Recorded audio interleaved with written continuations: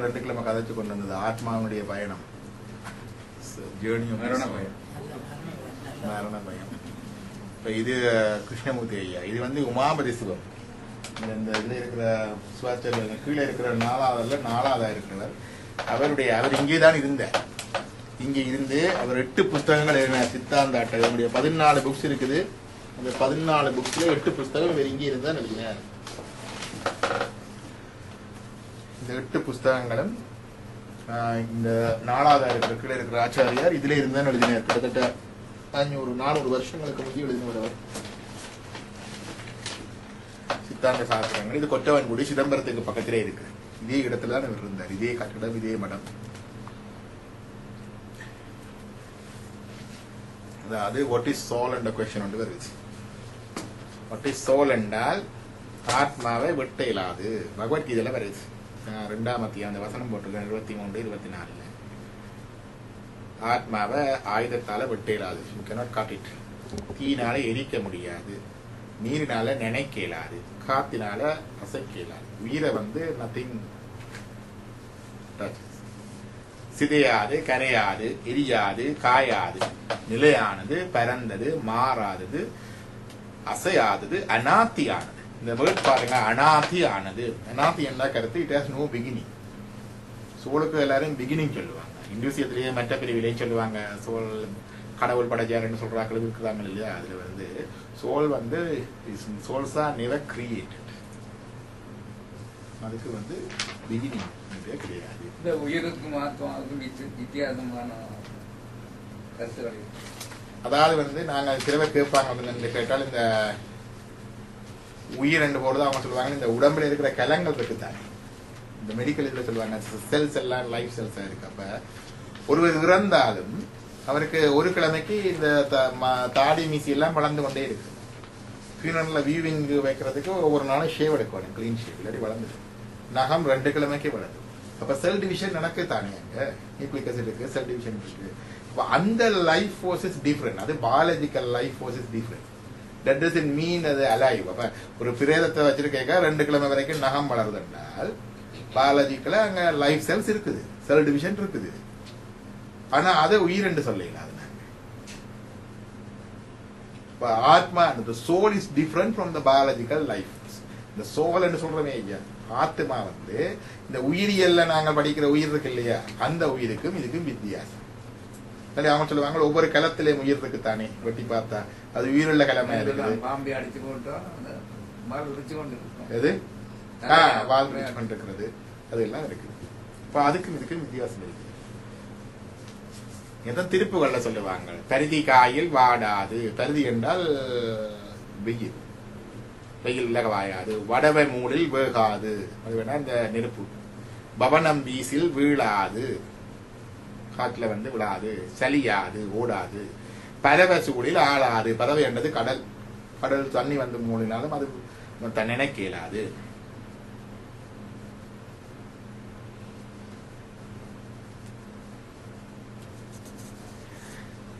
என்ற திருப்புகள்ல வருது. தொல்காப்பியத்திலையும் வரும் மெய்யொடு இயலினும் உயிரியல் திரிய. இது உயிர் சொல்லு, மெய்ச்சொல்லு, உயிர் மெய் சொல்லு எல்லாம் இருக்குல்ல, என்னுடைய அந்த எழுத்துக்கள், உயிரெழுத்து, மெய்யெழுத்து. இப்ப அதுலயும் இதேதான் சொல்றாங்க, மெய்யொடு இயலினும் உயிர் இயல் திரியா. உயிரெழுத்துக்கள் இந்த இயல்பு மாறாது. எப்படி அந்த ஸ்பிரிச்சுவாலிட்டியும் லாங்குவேஜும் கனெக்ட் பண்ணி வர்றது பாருங்க. அதுல உயிரெழுத்து, மெய்யெழுத்து, the soul and the goal. அந்த யூனியன் தான் மிச்சம் எல்லாம் நடக்குது. அந்த அகர முதல் எழுத்தெல்லாம் ஆதிபகவன் போது அந்த கருத்து எல்லா இடத்திலையும் அந்த அகர ஓசை இருக்குது. அப்ப எல்லா இடத்தையும் கலந்திருப்பது போல இறைவனும் எல்லா இடத்தும் வந்தும் கலந்திருக்கிறான்.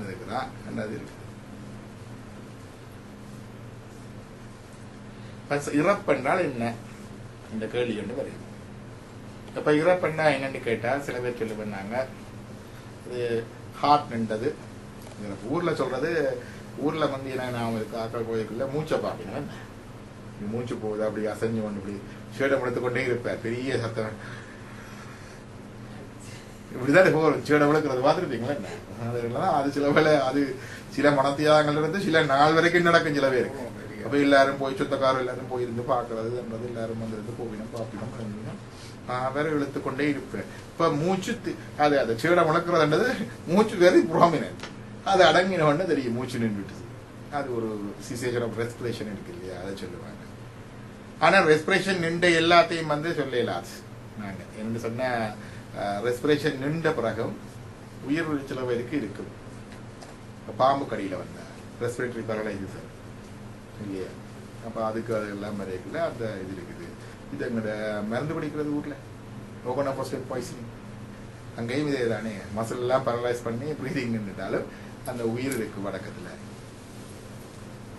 கேட்கும் தெரியும், அதெல்லாம் தெரியும். நிறைய கால ஐசியூல இருக்கல ஒருத்தருக்கு அப்படித்தான் பாம்பு கடிச்சவருக்கு respiratory paralysis fully paralyse heart இருக்கு. அதுக்கு அறிவு இருக்கோ இல்லையோன்னு தெரியாது. டாக்டர் நாகேஷ் சொன்னாங்க நமக்கு இது கேட்டா இந்த இந்த என்ன இந்த விரலை certain திங்ஸ் வந்து அசைவம் விரலை ஆட்டு வேணா அது விரல் எடுக்கண்டு ஆடு. அது ஒன்றுதான் அதுக்கு இல்லாட்டி ஒரு குணம். அந்த பேரலைஸ் ரெஸ்பிரேஷனை மட்டும் வச்சு சொல்லலாது. ஆனா ரெஸ்பிரேஷன் வச்சு சொல்றது இருக்கு. அது நாங்கள் அந்த என்ன ரெஸ்பிரேஷனை கொடுத்து கொண்டு வந்தால் ஆர்டிபிஷியல் பிரீதிங்ல இருக்கும். இல்லாட்டி பிரைன் டெட் வந்து அங்கே போயிடும். அடுத்தது வந்து அதுல ஊர்ல எல்லாம் சொல்றதானே சில பேர் கொண்டு சொல்ல வரைக்கும் கொண்டு போயிட்டு திரிஞ்சு பார்த்தெல்லாம் இருக்கு இல்லையா. இதுதான் இப்ப சொல்லுவாங்க நம்ம டெத்தை வடிவா டயக்னோஸ் பண்ணலன்னு சொல்லுவாங்க. இப்ப எங்களுக்கு மெடிக்கல் காலேஜ்ல ஃபொரன்சிக் ப்ரொஃபசர் சரவணமாவானது வெரி ஸ்ட்ரிக்ட் ப்ரொஃபசர். அப்ப டயக்னோசிங் டெத்தை எப்படி டயக்னோஸ் பண்றதுன்னு சொன்னா இதான் சொல்லுவாங்க. சொல்லுவார் வந்து அதை வந்து இந்த ஸ்டெதஸ்கோப்பை வச்சு இந்த ஹார்ட் இது இருக்கு தானே அதுல தொடர்ந்து 10 நிமிஷம் வச்சு கொண்டிருக்கணுமா ஏதாவது வருதான்னு பாக்குறது. அப்படி ஒரு வச்சு கொண்டிருக்கிறது இல்லை. ஆனா அவர் சொன்னது என்னன்னு சொன்னா மூச்சுவரில் போய் எழும்பி வர்றது இருக்கு இல்லையா, நீங்க சர்டிஃபை பண்ணி போட்டுட்டீங்க. மூச்சுவரில் போனாலும் எழும்பி இருந்தேன்னா டாக்டர்கிட்ட பேர் என்ன ஆகுது, அது ஒரு பிரச்சனை இருக்கு இல்லையா. அந்த பிரச்சனை அப்போ டெட் சர்டிஃபை பண்ணிக்கல அதெல்லாம் பார்ப்பாங்க. ப்ரீதிங் இருக்குதா, ரிஃப்ளெக்ஸ் இருக்குதா, பீப்புளர் ரிஃப்ளெக்ஸ் இருக்குதா, ஹார்ட் பீட் இருக்குதா, அதெல்லாம் பார்க்கறது இருக்கு. மற்றது ஊர்ல வந்து கொஞ்சம் தெரிஞ்சாக்கள் வந்து நாடி துடிப்பி பார்க்கணும் இல்லையா, இதுல பிடிச்சு பார்க்கணும். கொஞ்சம் தெரிஞ்சாக்கள் நாடி துடிப்பு இதுல பிடிக்கணும். இன்னும் கொஞ்சம் தெரிஞ்சாக்கள் இங்க பிடிப்பிடும். இங்க பால்ஸ் இல்லாத இங்கே இருக்கும். சென்ட்ரல் பால்ஸ் பெரிஃபரல் பால்ஸ் இருக்குது. பெரிஃபரல் பால்ஸ் வந்து முதல் போயிடும், சென்ட்ரல் பால்ஸ் பிறகுதான் போகும். அப்ப இங்க நாடி பிடிப்பி பார்க்கறது இருக்கு. ஸ்டெதஸ்கோப் இருந்தா ஹார்ட் பீட்டை வச்சு பார்க்கணும். ஆனா அது கூட மஃபிள்டா போயிடும் சில ஊர் கேளாது. Heart beat கேளாது. அங்க இது பாராமெடிக்ஸ் வந்து மீட்டரை போட்டுன்னு பார்த்தா டிகிரி கண்டு போய் கொண்டிருக்கு. இதுக்கு ஸ்டெதஸ்கோப் வச்சா கேளாது. அந்த உயிர் அந்த ஒழுச்சி இருக்குது. அப்ப அந்த நேரம் ஆடி இது ஃபங்க்ஷன் பண்ணாம அங்கேயோட தங்கி இருக்குதானோ உயிர் எங்க உடம்புல இருக்குன்னு கேக்குறீங்க. Good question. இது ஒரு கான்செப்ட் தான். இது இப்ப பராமரிப்பு வந்து போடைக்குள்ள மீட்டர் வேலை செய்யுது, இருதயம் வேலை செய்யுது. உயிர் வந்து உடம்புல எந்த இடத்துலயும் இல்லை. என்னன்னு இது எல்லாம் ஜடம். நான் இந்த கிருஷ்ணமூர்த்தியா கேட்டேன், இந்த பிரெயின்ல தான் உயிர் இருக்கும். இப்பெல்லாம் பிரெயின் தான் எடுத்துன்னு சொல்றாங்க. மண்டு விடிய விடிய ராமன் கதை விடிஞ்ச பிறகு ராமன் சீதைக்கு என்ன முடி, இது மூல வெறும் சடம். ஜஸ்ட் சட பொருள். அது அங்க என்ன உயிர் இருக்கும். சரி, இங்க இருந்து அடிப்பாதம் பிறகு சடம். இப்ப ஏதோ ஒன்று இயக்குது. அன்றைக்கு நான் சொன்ன அந்த வீடியோல ஒரு பல்பு எரியக்கூடிய சக்தி எங்கள உடம்புல அந்த அது எலக்ட்ரிசிட்டி, அது எனர்ஜி, அதெல்லாம் உயிர். சரி, அப்ப இந்த சிவானந்த சூத்திரத்தை எடுத்து பார்த்தா எல்லாம் சொல்லும். இது இல்ல உயிர், அது இல்ல உயிர் எல்லாம் சொல்லும். அப்ப எங்க அது இருக்கு சொல்லுவாங்கன்னு கேட்டா உயிர் எங்க இருக்குது. நாங்கள் எல்லாரும் நினைச்சு கொண்டு என்னோட உயிர் எனக்குள்ள இருக்குது, உங்களோட உயிர் உங்களுக்குள்ள இருக்கு, உங்களோட உயிர் உங்களுக்கு இருக்கு, உங்களுக்கு இருக்கு, உங்களுக்கு இருக்கு, உங்களுக்கு இருக்கு. இந்த உயிர் எங்களுக்குள்ள இருக்குன்னு யோசிச்சு கொண்டு இருக்கிறோம். அப்ப உயிரெல்லாம் இதுக்குள்ள அடங்கி இப்படி இருக்குதுன்னு நாங்கள் யோசித்துக் கொண்டிருக்கிறதுக்கு காரணம் தான் ஆணவம். ஆணவம்னா நாங்க யோசிக்கிறது அது வந்து ஏதோ ஈகோ, அதாலதான் யோசிக்கிறது. ஈகோண்டா அல்ல, ஆணவம் கருத்து. It is atomising the soul. Atomising soul வந்து உண்மையா எங்கும் வியாபகமானது. இந்த எல்லா இடமும் இருக்குது. சோல் எல்லா இடமும் இருக்குது. அதை இந்த பாடியை மையப்படுத்தி இதுக்குள்ளேதான் அடக்கி வச்சிருக்கிறோம், அடக்கி இருக்குதுன்னு நாங்க நினைக்கிறோம் தானே. We think that soul is confined to this frame. இருக்கு இல்லையா? We think that is confined to this frame ன்னு சொல்றோம் இல்லையா? We feel, we act. and we don't realize அதுக்கு அங்கால எங்களுக்கு தெரியாது. அதை யோசிச்சு பார்க்கவே கஷ்டமா இருக்கு. இதுக்கு அங்கால அது சோல் இருக்கிறது அது இஸ் ஆணவம். அதுதான் ஆணவத்தின் சரியான மீனிங். சரிதான ஆணவம் என்று சொன்ன அது கருத்து the which that is atomizing the soul is called ஆணவம். அணுத்தன்மையாக ஆக்குவது, இந்த உயிரை அணுத்தன்மையாக அப்படி சிறுமைப்படுத்தி இவ்வளவு சின்ன இந்த கூட்டுக்குள்ளே அடைச்சிட்டு சார். ஆனா அப்படி இல்லை, உயிர் எல்லா இடமும் இருக்கு. இதுக்கு தான் முந்தி சொன்னாங்க தன் கடல் நீர் உப்பு போல. ஒரு ஸ்பேஸ் கடல் இருக்கு இல்லையா, கடல்ல ஒரு ஸ்பேஸ் இருக்குது. ஸ்பேஸ் இருந்தா தானே எல்லா இடமும் இருக்கு. ஸ்பேஸ் இடம் மட்டும் கொடுத்தா தானே எல்லாமே இருக்கு. ஸ்பேஸ் இல்லாட்டி இந்த புத்தகம் இருக்கு. அப்ப கடலுக்கு ஓஷனுக்கு ஒரு ஸ்பேஸ் இருக்கு. அந்த ஸ்பேஸ் சர்வ வியாபகமா இருக்குது. அப்ப அதுதான் சொல்லுவார்கள் கடவுள், எல்லா இடமும் பிறந்திருக்கிற கடவுள். அந்த ஸ்பேஸுக்குள்ளதான் அந்த ஓஷன் வாட்டர் இருக்குது இல்லையா.